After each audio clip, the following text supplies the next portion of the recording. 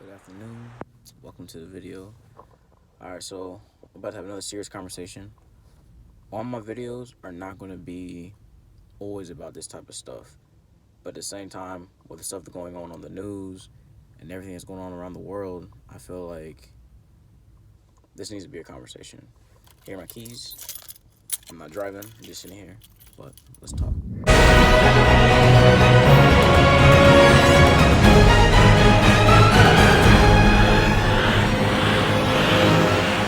Good evening. Race riots that started in Minneapolis are spreading like wildfire, with New York, Los Angeles, Atlanta and the White House forced into lockdown. The police officer at the centre of it was today charged with the murder of George Floyd. US correspondent Tim Avia has the latest. Derek Chauvin, from uniform to mugshot, now under arrest and charged with murder. But it wasn't enough to stem the anger and destruction across America.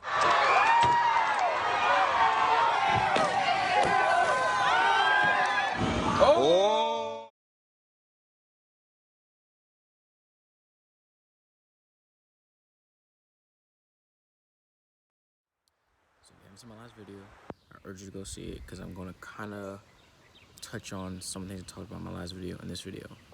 But anyway, it's a nice day, so instead of shooting in my car, I'm gonna shoot out here. But anyway, I'm gonna give you guys some perspective on protests for people that don't truly understand, because I know a lot of people, if it's not your reality, you really don't truly understand how it feels to be in our shoes. So just put yourself in our shoes for 2 seconds. Imagine fearing leaving your home just because of the color of your skin. And it sounds crazy, but just for 2 seconds, imagine that you could be judged because you look a certain way.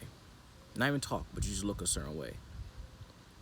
Maybe you go for a walk and you get looks. These are the type of things that we experience every single day. And I lived in Georgia, I've been to Connecticut, Pennsylvania, and now I'm in Virginia. Every place I've been, one way, shape, or form, I've gotten those looks. Having to work twice as hard for a job that you know you're qualified for, that's the type of stuff we deal with. I'm gonna go there. I'm gonna say some things that need to be said. I'm down for protesting. 100% down. I do feel like in times like these, our voice does need to be heard. 100%. But I am of the mindset that I think it's the way we go about things. When we go out and destroy our neighborhoods and our cities or whatever, the message you're trying to convey will be lost.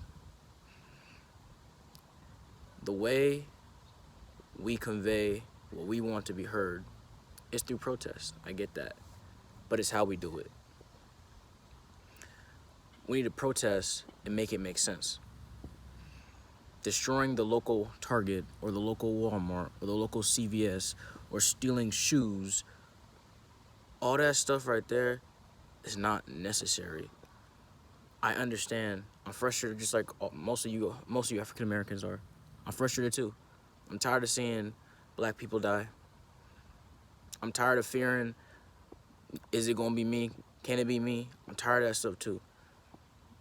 But in that same breath, it's like I said in my last video, what are we doing in times like this to make these situations better?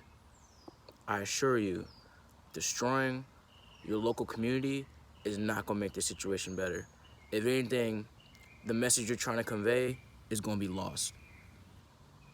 Think of it like this. I'm from Atlanta, born and raised, I love my city.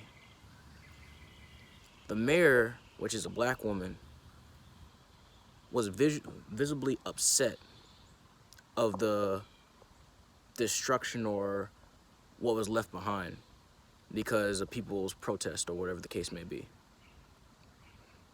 How do you expect us to get other people to see where we're coming from when our own people are upset about what we have done? During times like this, like I've said before and I will continue to say, it's all about what we do to make yourself better that are gonna make these situations better. You have to make yourself better. You make yourself better and you educate those who don't know. If they don't know, show them, explain to them. And you won't be able to convince, or not everyone's gonna be with you, and that's okay too. But your message will be well delivered if you make it make sense. But I'm gonna wrap this up because I'm not gonna go on and on about this. I can talk about it to people individually. I'm cool with that too. And if you're kind of confused with anything I said during this video, by all means, message me, reach out to me, let me know. Because if I don't know, shoot, tell me. I have no issue. But this is my last point.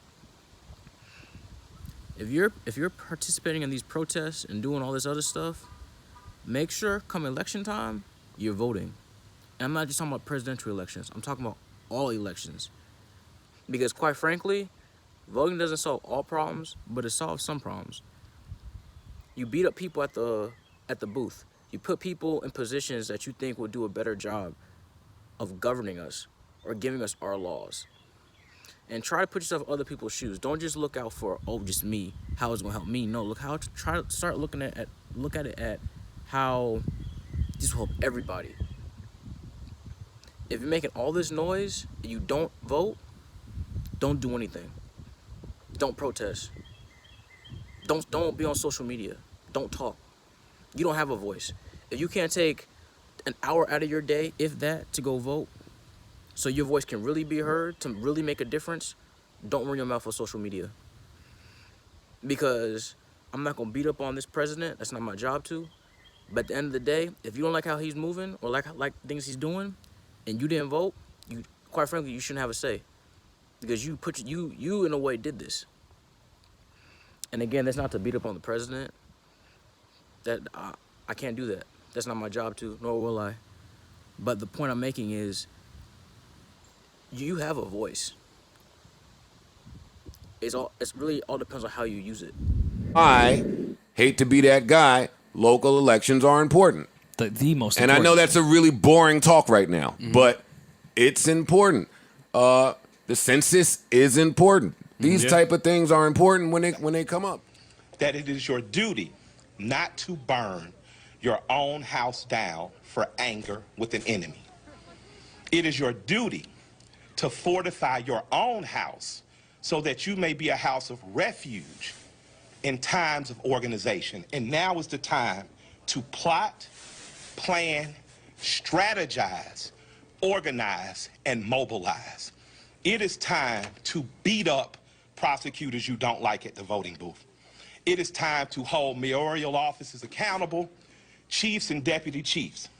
Atlanta is not perfect, but we're a lot better than we ever were, and we're a lot better than cities are.